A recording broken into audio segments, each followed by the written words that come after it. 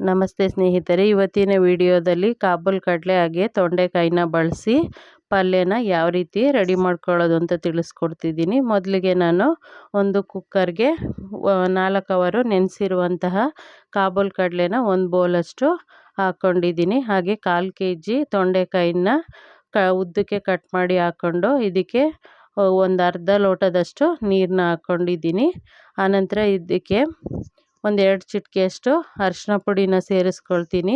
ಹಾಗೆ ರುಚಿಗೆ ತಕ್ಕಷ್ಟು ಉಪ್ಪನ್ನ ಕಲ್ಲುಪ್ಪನ್ನ ಸೇರಿಸ್ಕೊಂಡು ಕ್ಯಾಪ್ನ ಕ್ಲೋಸ್ ಮಾಡಿ 2 ವಿಸಿಲು ಕೂಗಿಸ್ಕೊಳ್ತೀನಿ. ಇದನ್ನು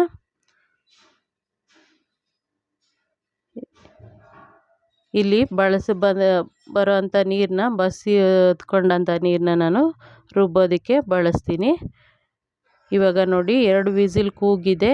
ಇದನ್ನು ಕಾಳು ಬಸಿಯೋ ಪಾತ್ರೆಗೆ ಬಸ್ಕೊಳ್ತೀನಿ. ಆನಂತರ ಕಾಳು ಬಸಿಯೋ ಪಾತ್ರೆಗೆ ಬಸ್ಕೊಂಡ ನಂತರ ನಾನು ಈ ನೀರನ್ನ ರುಬ್ಬೋಕ್ಕೆ ಬಳಸ್ಕೊಳ್ತೀನಿ.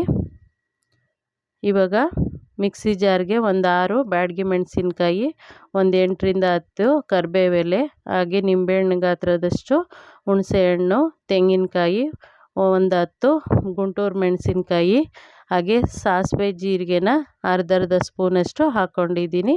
ಇದನ್ನು ರುಬ್ಕೊಳ್ತೀನಿ.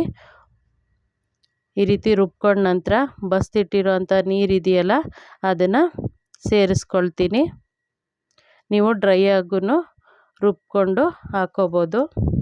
ನಾನಿಲ್ಲಿ ಸ್ವಲ್ಪ ಗ್ರೇವಿ ಥರ ಮಾಡ್ಕೊಳ್ತೀನಿ.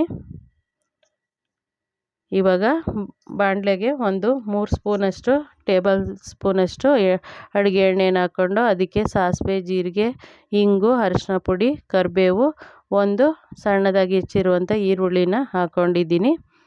ಆನಂತರ ರುಬ್ಬಿರೋ ಅಂಥದ್ದನ್ನು ಸೇರಿಸ್ಕೊಂಡು ಚೆನ್ನಾಗಿ ಮಿಕ್ಸ್ ಮಾಡ್ಕೊಳ್ತೀನಿ.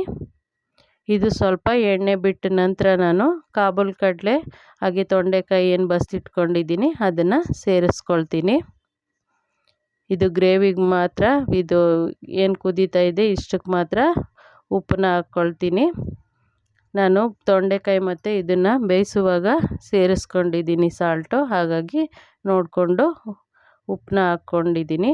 ಇವಾಗ ಬಸ್ತಿರೋವಂಥ ಕಾಳು ಮತ್ತು ತೊಂಡೆಕಾಯಿನ ಹಾಕ್ಕೊಂಡು ಈ ರೀತಿ ಮಿಕ್ಸ್ ಮಾಡ್ಕೊಳ್ತೀನಿ.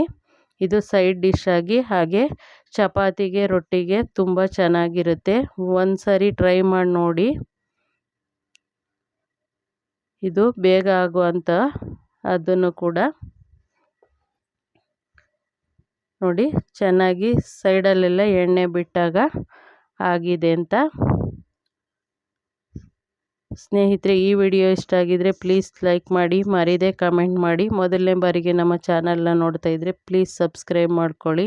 ಹಾಗೆಯೇ ಫ್ರೆಂಡ್ಸ್ಗೆ ಶೇರ್ ಮಾಡಿ. ಹೇಗೆ ಬಂತು ಅಂತ ತಿಳಿಸಿ.